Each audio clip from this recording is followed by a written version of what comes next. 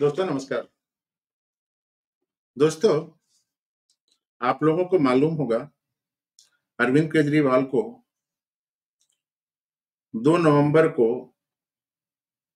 जब मनीष सिसोदिया की bell supreme court ने रिजेक्ट की थी, उसके बाद इन्फोर्समेंट डायरेक्टरेट ने 2 नवंबर को बुलाया था लिकर पॉलिसी वाले केस में, जिसमें मनीष सिसोदिया जी अंदर हैं और बाकी लोग अंदर हैं।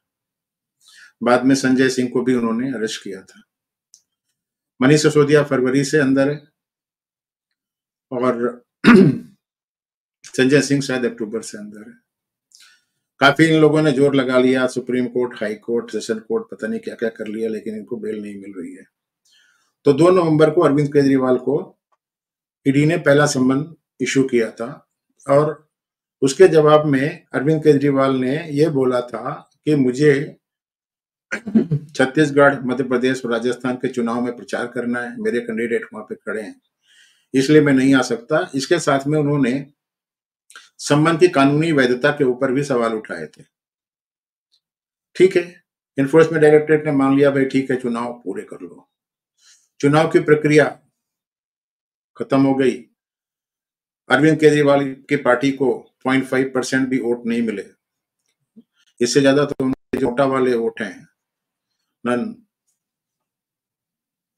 उन लोगों को मिल गया। नन ऑफ द एबव वाला चक्कर होता है। 3 दिसंबर को रिजल्ट आ गया। उसके बाद एनफोर्समेंट डायरेक्टरेट ने इनको 21 दिसंबर को फिर से बुलाया।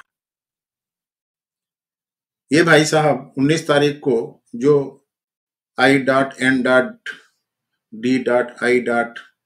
अलायंस का जो मीटिंग हुआ था, वहां पर मल्लिकार्जुन खड़गे का नाम जब ममता बनर्जी ने प्रपोज किया था, उसमें उन्होंने इसको सेकंड किया और वहां से विपासना के लिए चले गए। ये बोलते हैं कि मैं हर साल विपासना के लिए जाता हूं। आपकी बार ये विपासना के लिए होशियारपुर गए हैं। तो इन्होंने जवाब दिया कि इन्होंने ये नहीं बोला कि मैं विपासना के लिए जा रहा हूं। इन्होंने बोला कि आप लोगों ने ये सम्मन क्यों इश्यू किया है, ऐसा है वैसा है, दुनिया भर का इधर उधर किया। और 21 तारीख को इन्फोर्समेंट डायरेक्टरेट में जाने के बजाय ये विपासना के लिए होशियारपुर चले गए। अब की बार इन्फोर्समेंट डायरेक्टरेट ने इनको 3 जनवरी को फिर से बुलाया है। सोचिए, पहला सम्मन 2 नवंबर के लिए था, दूसरा सम्मन 21 दिसंबर के लिए था, यानी कि 2 नवंबर से लेकर के 28 दिन और 21 दिन, ये मतलब 49 डेज का टाइम दिया था। लेकिन इस बार 21 दिसंबर के बाद उन्होंने 3 जनवरी को बुलाया है। 21 दिसंबर मतलब 21-10, 31-10 और 3-13, 13 दिन के बाद फिर से बुलाया है। अब ये देखते हैं कि ये भाई साहब क्या करते हैं। लेकिन इस बीच में इनके एक मंत्री हैं, सौरभ भारद्वाज, उनका एक बयान आया है कि जब वो विपासना के लिए गए हैं तो वो सम्मन कहां पर सर्व हुआ होगा, कैसे सब किसने रिसीव किया होगा। असल में 2011 से अप्रैल के महीने से मैं इस बात को अच्छी तरीके से समझ रहा हूं कि ये आदमी अपने आप को बहुत चालाक समझता है। ये सोचता है कि मेरे बराबर किसी को बुद्धि नहीं है। ये इनकम टैक्स में नौकरी कर चुका है, एडिशनल कमिश्नर बोलते थे, इनकम टैक्स में था। हाँ, ये बताना जरूरी है कि इस समय जो एनफोर्समेंट डायरेक्टरेट के चीफ हैं वो 1993 बैच के इसके बैच का है, राहुल नवीन उसको बोल रहे हैं। तो इसको कुछ तो चीजें मालूम है कि हाँ भाई कैसे होता है, क्या होता है। फिर भी अगर आप चीफ मिनिस्टर हैं दिल्ली जैसे म्यूनिसिपलिटी के, तो वहां पे आपका स्टाफ होगा। ये जरूरी तो नहीं है कि जितनी भी चिट्ठियां आपके नाम पर आती हैं, मुख्यमंत्री दिल्ली एनसीटी के नाम से आती हैं, नेशनल कैपिटल रीजन के नाम, टेरिटरी के नाम से आती हैं, उसको आप कुछ पर्सनली रिसीव करते हैं, तो आपके स्टाफ ने तो रिसीव किया होगा। अब आप विपासना के लिए गए हैं वहां पर।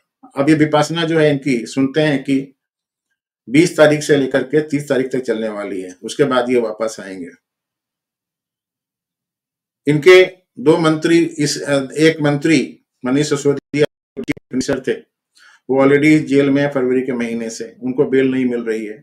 संजय सिंह जो अपने आप को फक्कड़ बोलते थे और बोलते थे enforcement directorate is welcome to my house, उनको घर से उठा करके अंदर डाल दिया है, उनको बेल नहीं मिल रही है। कल ही राउज एवेन्यू कोर्ट ने शायद उनकी जो बेल एप्लीकेशन है उसको रिजेक्ट कर दिया है।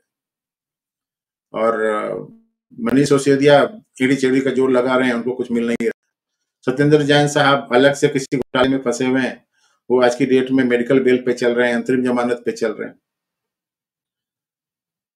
अब सवाल ये उठता है कि जब सुप्रीम कोर्ट ने ईडी को 6 महीने के अंदर इन्वेस्टिगेशन पूरा करने का इजाजत दिया है, और जो मेन मास्टर माइंड है अरविंद केजरीवाल, अगर ये आदमी इस तरीके से ईडी को डॉस देता रहेगा, तो तीसरे सम्मन का अगर इन्होंने अमल अदूली नहीं की, अगर ये वहां पर नहीं गए, तो एनफोर्समेंट डायरेक्टरेट इनके घर में घुस करके इनको उठा के लेके जाएगी और इनसे बयान दर्ज करेगी, ये पक्की बात है। रही बात और दूसरे घोटालों की, तो आज ही एक खबर आई है कि लेफ्टिनेंट जनरल वीके सक्सेना ने नकली दवाइयों के मामले को भी सीबीआई को दे दिया है। ऐसा में आया है कि वो मामला भी सीबीआई को दे दिया गया है। अब देखते हैं कि उस मामले में आगे क्या चलता है और कैसे चलता है, वो देखना पड़ेगा। हेलो, तो देखेंगे क्या क्या चल रहा है, क्या नहीं चल रहा है, उस मामले में भी आगे मालूम पड़ जाएगा। तो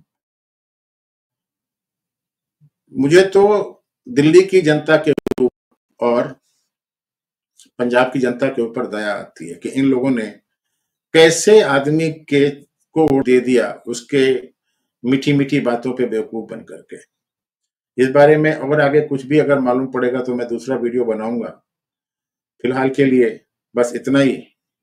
अगर ये वीडियो आपको अच्छा लगा तो आप इसको लाइक करें, शेयर करें, मेरे चैनल को सब्सक्राइब करें और मुझे सपोर्ट भी करें। धन्यवाद। जय हिंद, वंदे मातरम, भारत माता की जय।